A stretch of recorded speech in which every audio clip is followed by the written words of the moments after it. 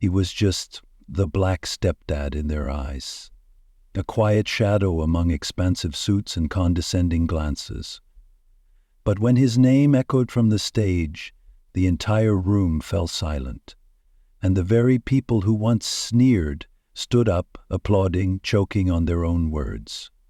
Because no one expected the man they looked down on the most was the very hero they'd been searching for. Under the soft golden light of a spring afternoon, sunlight streamed through the tall windows of the university hall, casting a warm glow over the crisp white tablecloths, like time itself had paused to bear witness.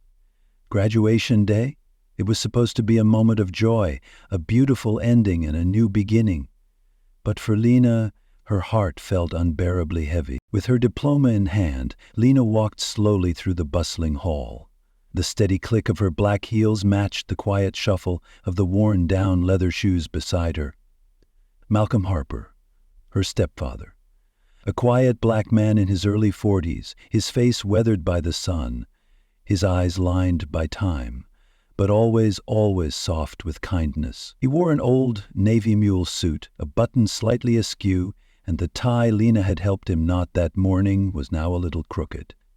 A small detail, but one that reflected the long, quiet story of his life. He didn't stand out among the crowd of affluent white guests, but Lena knew it was in his eyes, the way he looked at her like she was the whole sky, that made him different.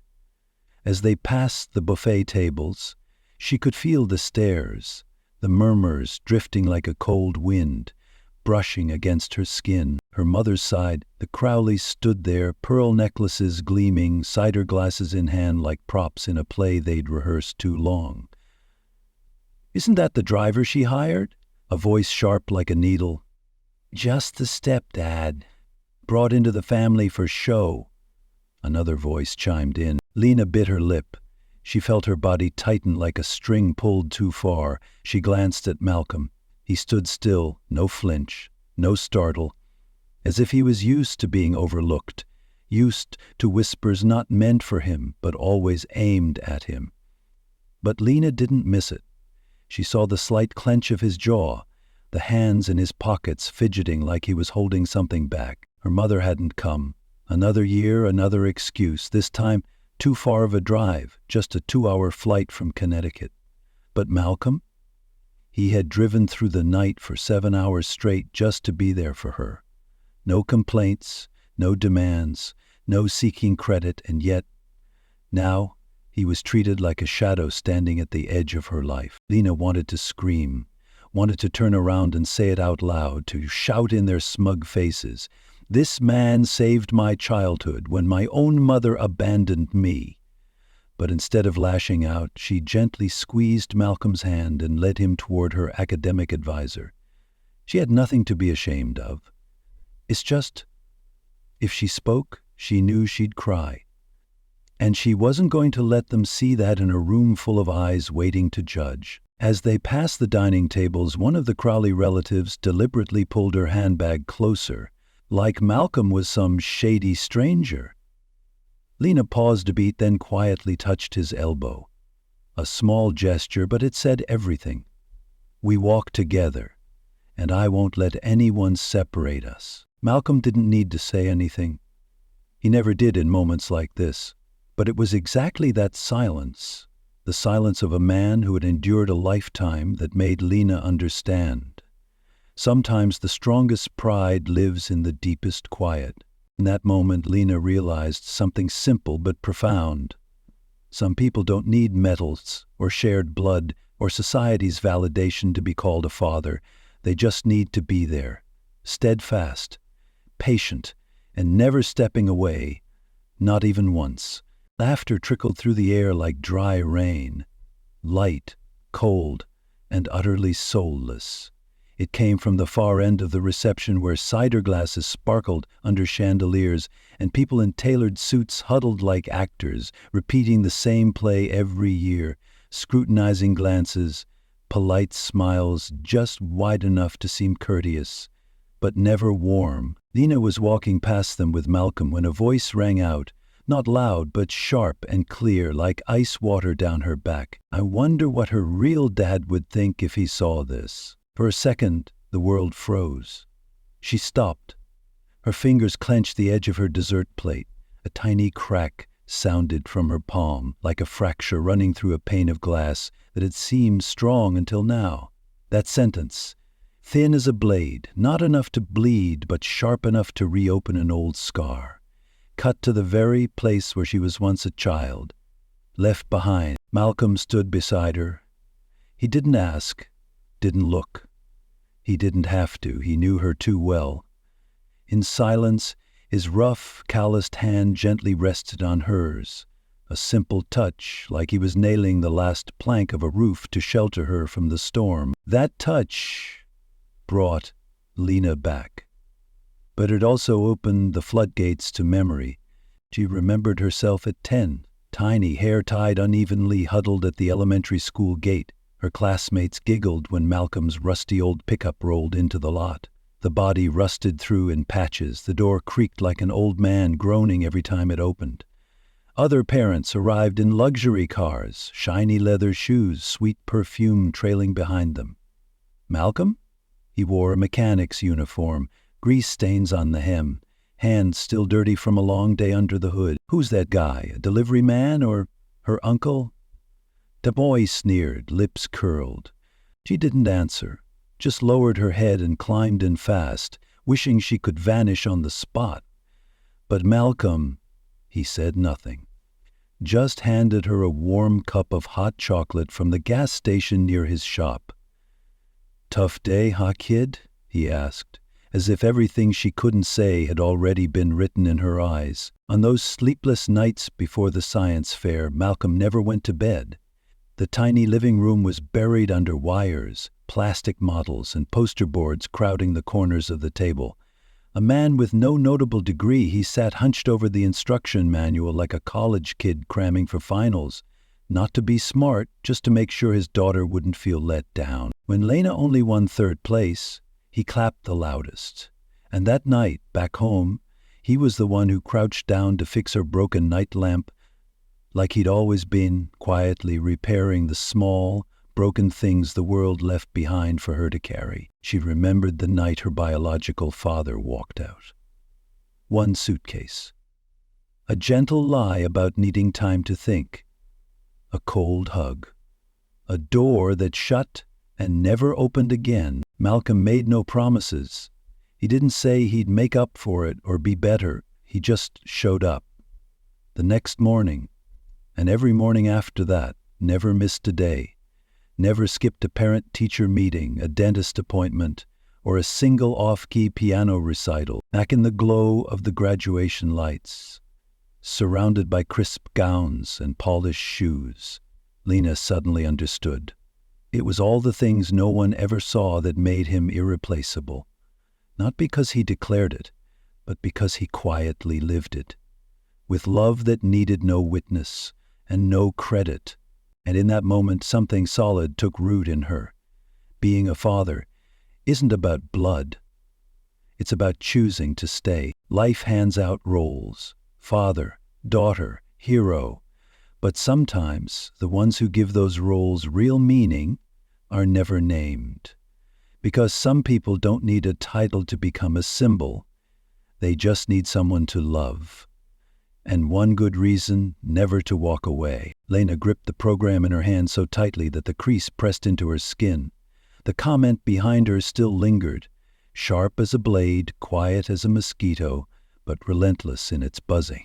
She didn't turn around, not out of grace, but because she was used to it by now. From family gatherings, from the subtle side eyes, from those fake friendly but laced with poison questions. Who is he to you? Always he, never Dad. She looked over at Malcolm. He stood there, eyes on the stage, like nothing had happened. No furrow in his brow, no shift in his breathing. But she knew Malcolm heard every word. He always did. He just chose silence. Silence because if he spoke, they'd say he was defensive. And if he didn't, they'd assume he didn't care. But only he knew Silence was the only way to keep his pride intact. Inside him lived a world no one bothered to enter. A world where the suit never quite fit, where the voice was never quite right, where the name was never quite spoken.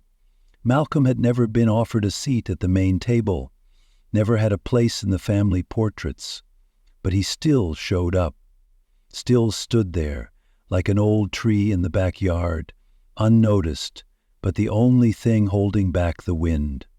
Some people live their whole lives without making a sound.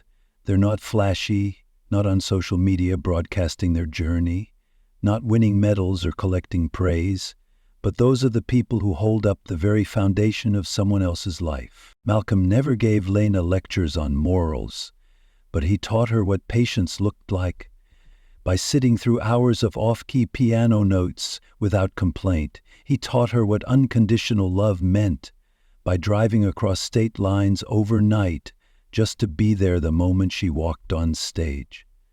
He taught her that being a father wasn't defined by title, but by the choice to stay. And then she knew some kinds of love never speak. They just show up every day, every hour, until you realize that's the love you've always needed. The mood in the hall began to shift. The principal moved on to a special recognition. A hush spread through the room, every eye looking up, every camera ready. Lena took a slow breath, trying not to expect anything.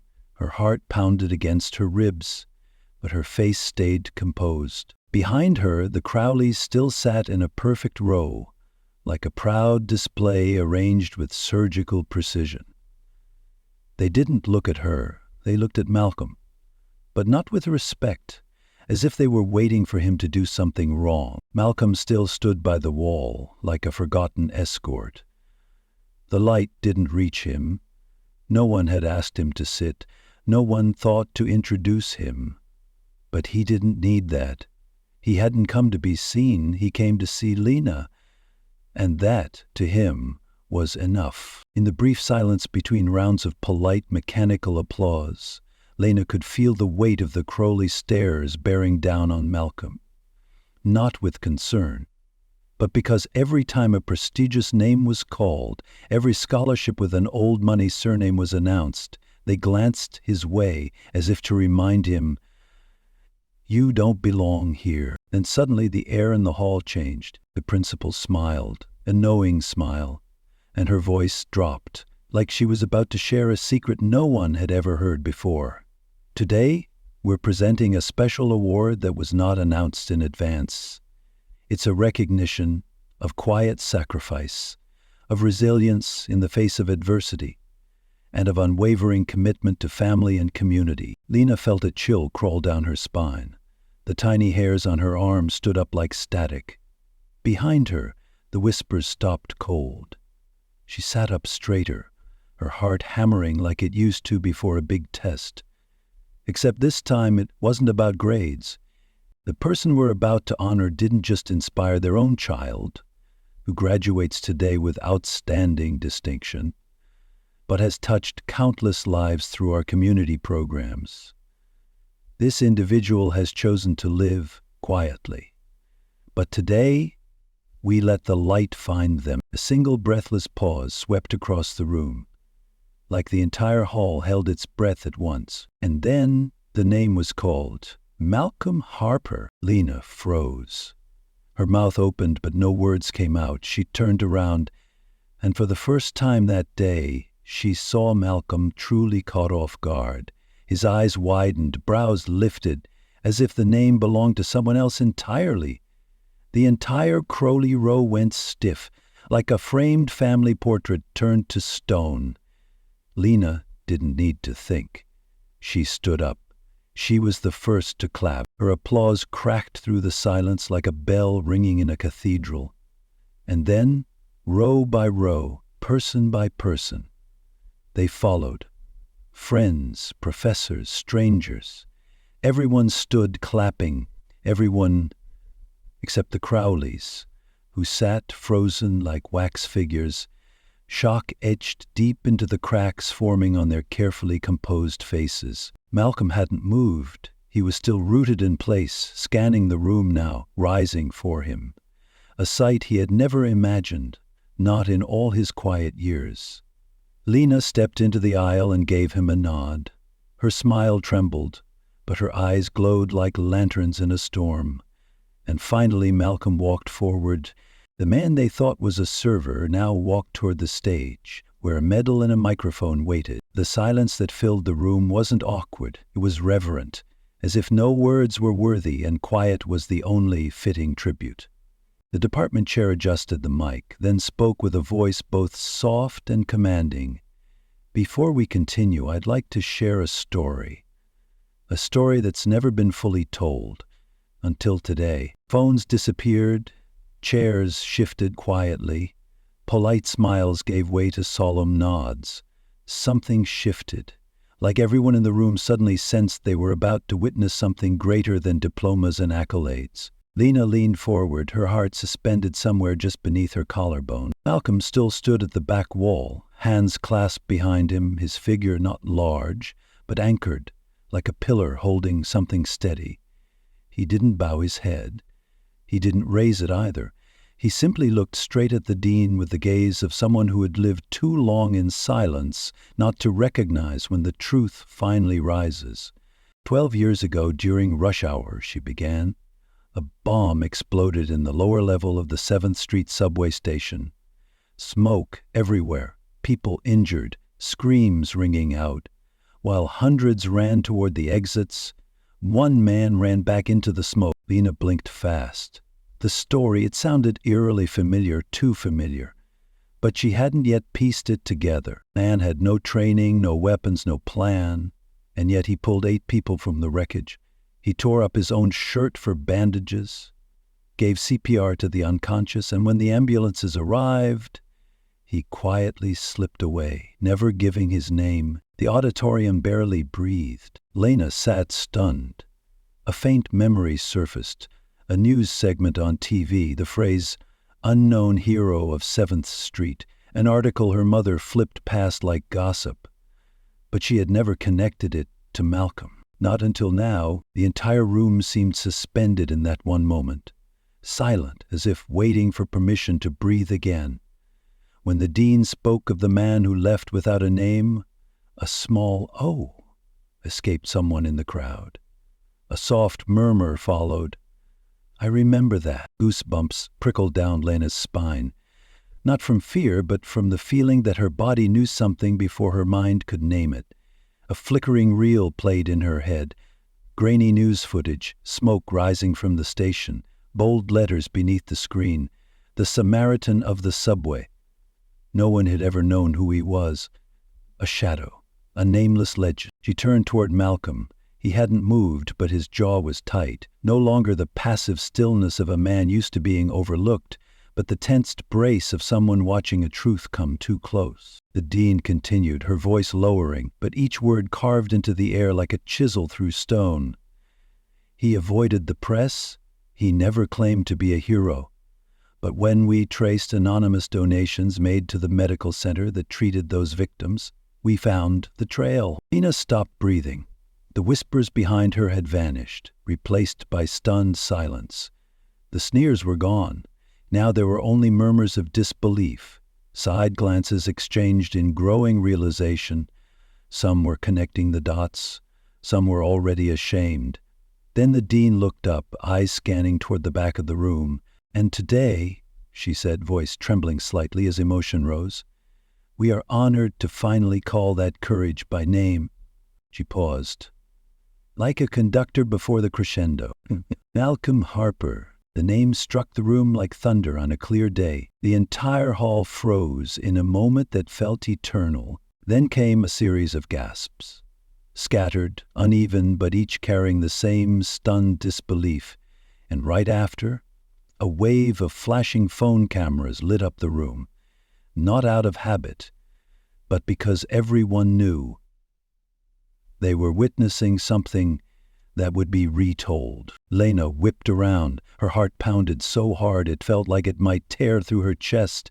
She searched for Malcolm in the crowd, and he was still there, in that slightly oversized brown suit, those worn-down shoes that had once been mocked.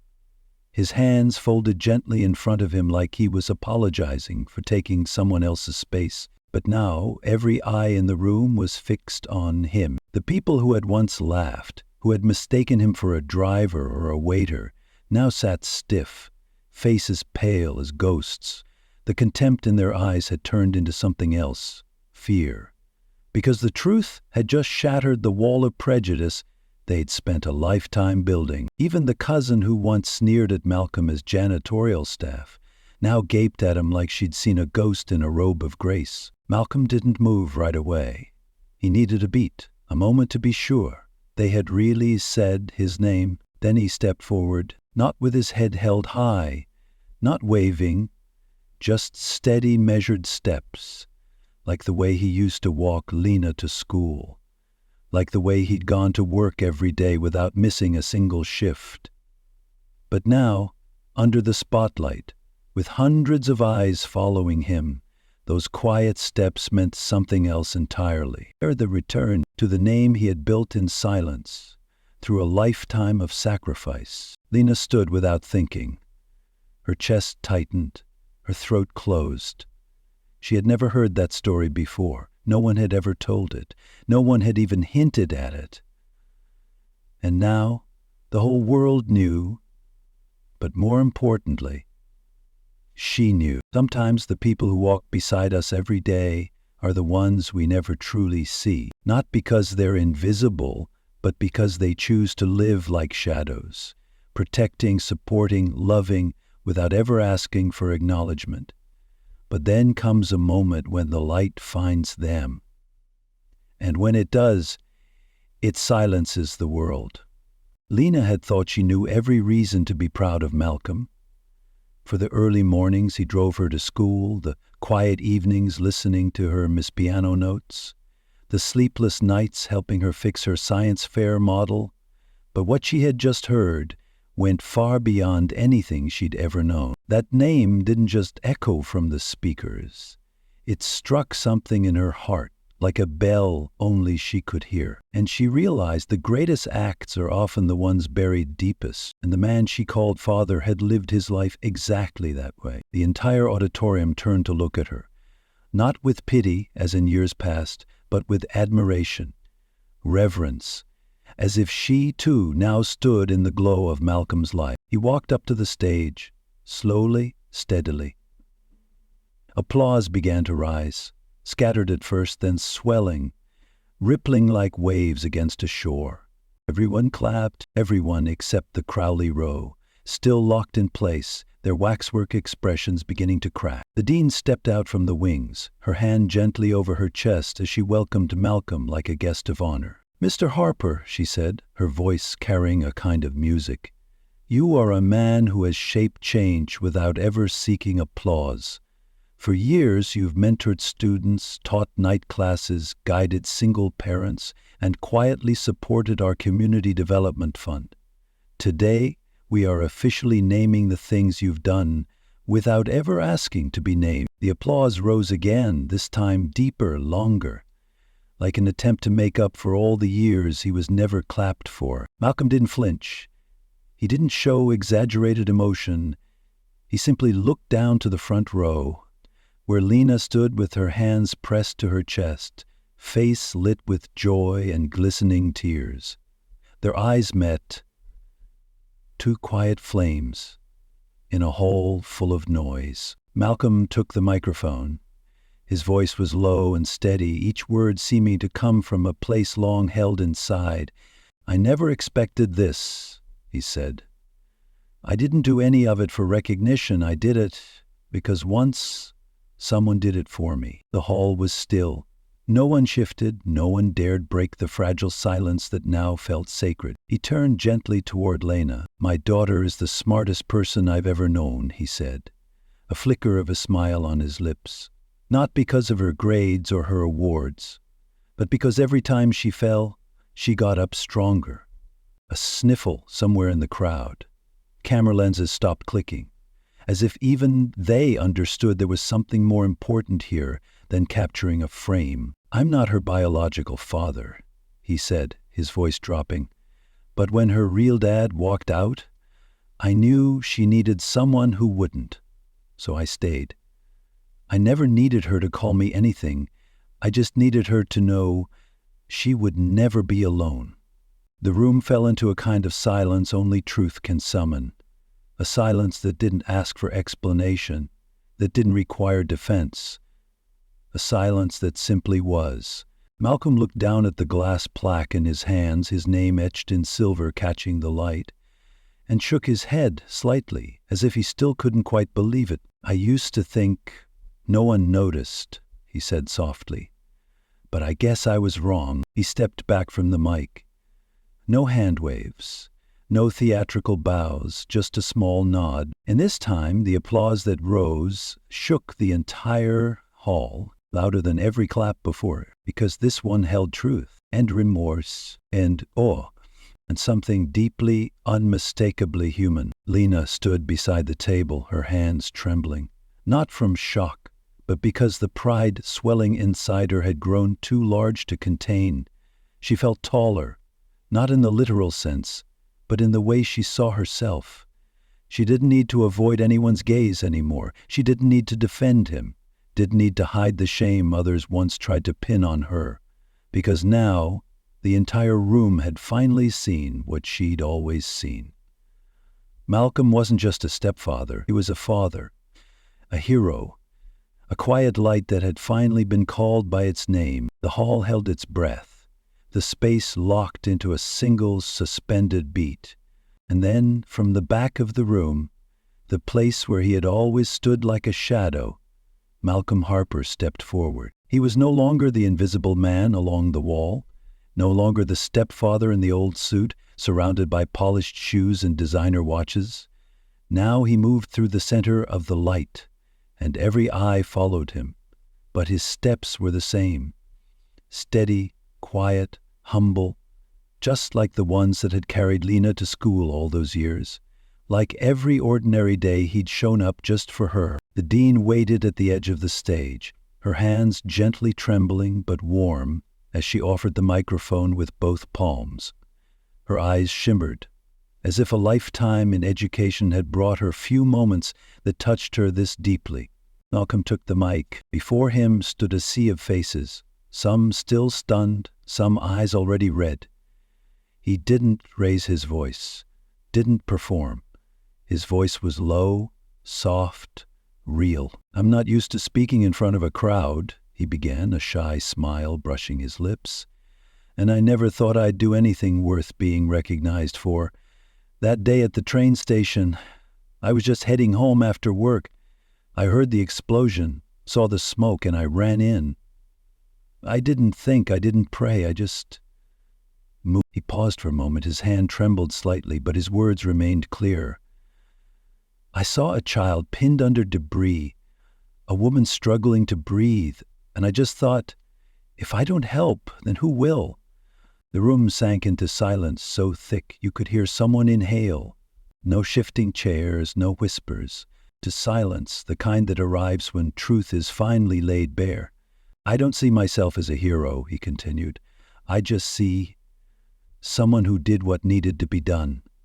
Not for attention, not for thanks, just because I thought it was the human thing to do." He looked down briefly, then back up.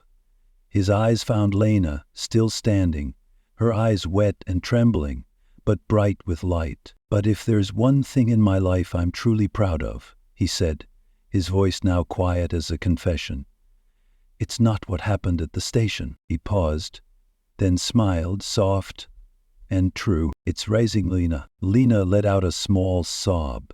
The tears came before she could stop them. He went on, his gaze never leaving her. "She doesn't carry my blood," he said slowly, "but she carries my heart." The silence broke, not with noise but with something deeper, a stillness so full it almost roared. "I was there when her father left. I was there on the nights she cried from nightmares, the days she failed a test, the evenings she played off-key piano. I never needed her to call me anything. I just wanted her to know she'd never have to walk through life alone." He swallowed. eyes glassy but dry. Loving her gave my life purpose, and today, watching her graduate, watching her shine like this, I know my life wasn't wasted. Lena couldn't stay seated. She shot to her feet, clapping with trembling hands, not out of emotional overwhelm, but because her pride refused to let her sit still. Her applause rang out across the hall, and then, like waves crashing against the shore, the entire room rose with her, one by one. Applause swelling, warm, unfiltered, real. Even those who once whispered behind his back, even the ones who once looked away, now they clapped. For Malcolm Harper. He bowed his head slightly, returned the mic, and quietly stepped off stage, just like he had quietly moved through others' lives for so long. But today, no one saw him as just someone else anymore. In that moment, he was no longer the man in the worn suit, no longer the silent stepfather. He was a hero, a father, the embodiment of quiet integrity in an ordinary world.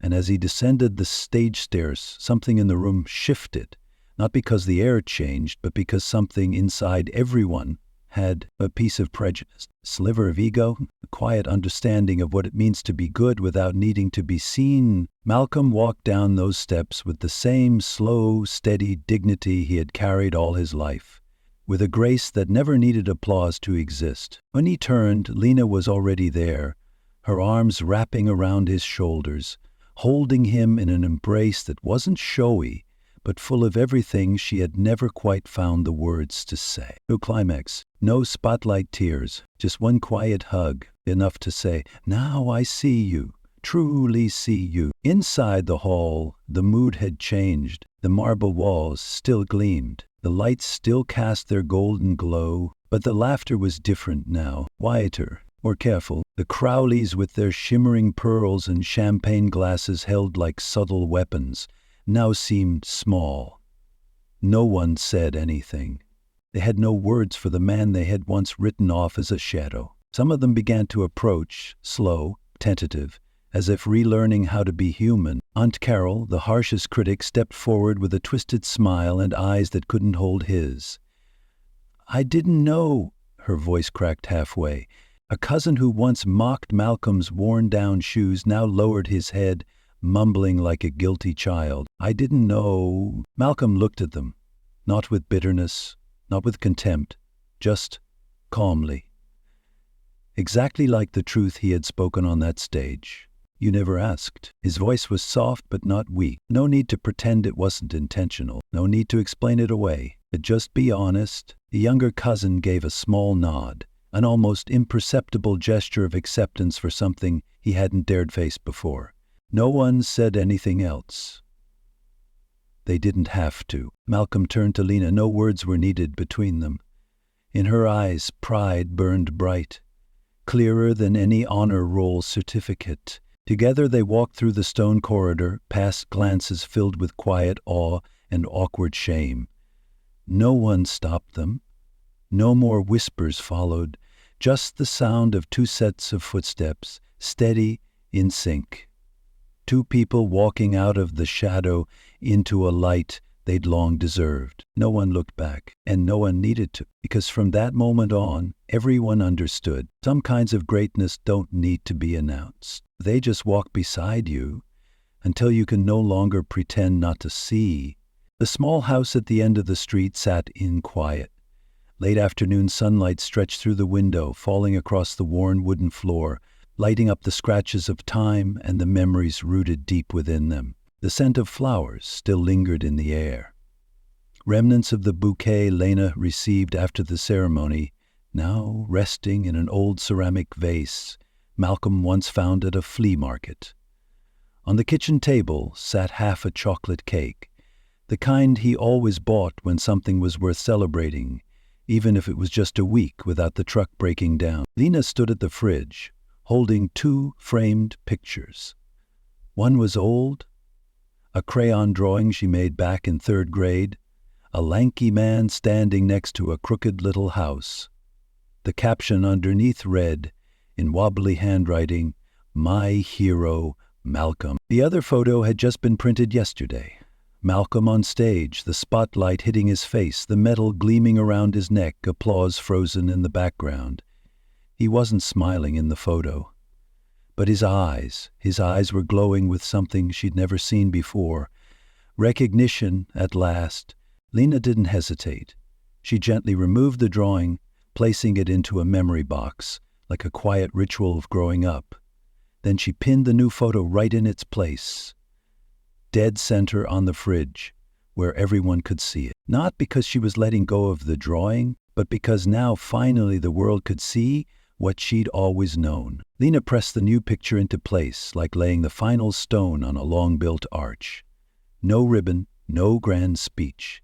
But in that moment, Malcolm, who had once lived behind the shadows of other people's judgment, was honored. Not on a stage, but in the small kitchen where love had always lived. Without applause, she stepped back and looked at the photo. Malcolm on stage, the light washing over him like sunlight piercing through years of silence. And for the first time in years, Lena felt whole. There was nothing left to prove. Knowledge to her mother's family, not to the friends who once whispered, not to anyone. Malcolm walked in, drying a dish with a kitchen towel.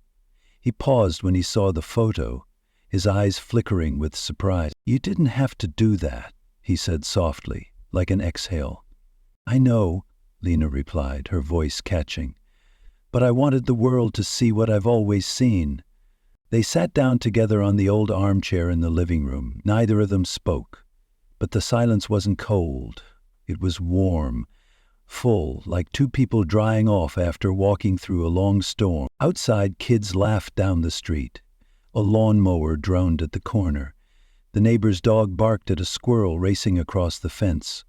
Life went on, rhythmic, light-hearted, unchanged. But something had shifted, not in the world outside, but inside them. Because now, the world finally knew what Lena had always carried in her heart, that heroes don't always arrive with banners, titles, or cheers. Sometimes a hero has calloused hands, a soft voice, a shoulder that's always there when you break. A hero is the one who listens to you play piano off-key for an hour and still claps like it was a masterpiece. The one who never asks to be seen, but finally is. Because sometimes a hero doesn't wear a cape, doesn't carry a medal, doesn't come from a grand legacy. Sometimes a hero is just the person who shows up every day, quiet, until the world has no choice but to finally see them.